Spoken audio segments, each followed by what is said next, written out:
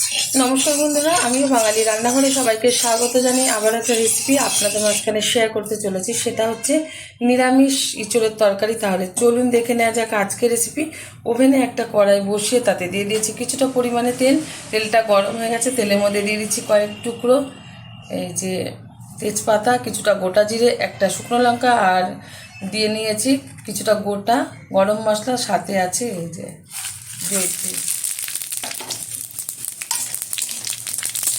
জয়িত্রীর ফ্লেভারে কিন্তু সুন্দর একটা মানে ইঁচড় থেকে গন্ধ বেরোবে, খুব ভালো লাগবে।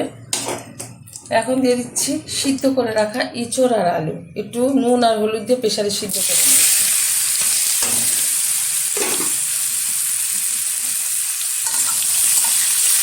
ভালোভাবে নেড়ে চেড়ে নেবো।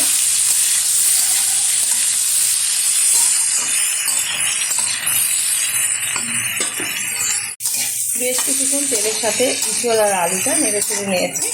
এখন এর মধ্যে দিয়ে দেবো 1 চামচ হলুদ গুঁড়ো,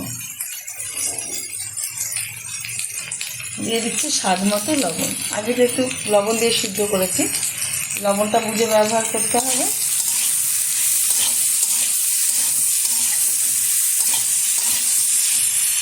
এখন দিয়ে দেবো বেটে রাখা মশলা, জিরে আদা লঙ্কা একসাথে আমি বেটে নিয়েছি। ভালোভাবে উপকরণগুলো দিয়ে ইঁচড় আর আলুটা কষিয়ে নেব।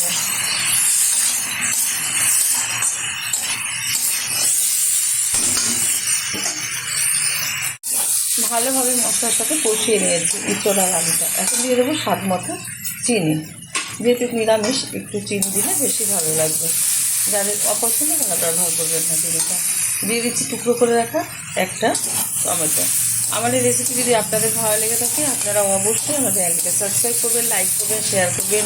আর ঠিক যেরকমভাবে আজকে নিরামিষ ইঁচড়ের তরকারি রান্না করে দেখাচ্ছি, অবশ্যই ট্রাই করবেন। আশা করি ভীষণ ভালো লাগবে। প্রত্যেকে ভীষণ ভালো জানেন, তবু আমি আমার স্টাইলে করে দেখাচ্ছি। ভালোভাবে কষানো হয়ে গেছে, দিয়ে দিচ্ছি খুব সামান্য পরিমাণে একটু জল। যেহেতু বেশি ঝোল লাগবে না, একটু কষা কষা, যেরকম মাংস কষা কষা হয় ওরকমভাবেই আজকে ইঁচড়টা আমি কষা কষা টাইপের করবো। তার জন্য পরিমাণ মতো জল দিয়ে দিলাম। এর থেকে যদি ভালো কালার আনতে চান তাহলে একটু কাশ্মীরি লঙ্কা গুঁড়ো ব্যবহার করতে পারেন। ঢেকে দিচ্ছি 10 মিনিটের জন্য। ঢাকনাটা তুলে দিচ্ছি। ওভেনের আঁচটা হাই করে দিলাম। ইঁচড়ের তরকারিটা কিন্তু হয়ে গেছে, একটু কষা কষায় রাখলাম, ঝোল ঝোল নেই বেশি। এই যে আলু আছে, এই আলুটা কিন্তু মানে সবজিটা যখন ঠান্ডা হয়ে যাবে আলুটা কিন্তু তার এই ঝোল ঝোল ভাবটা পুরো টেনে নেবে। এখন দিয়ে দিচ্ছি এর মধ্যে গরম মশলার গুঁড়ো, আবার একটু নাড়িয়ে দিচ্ছি।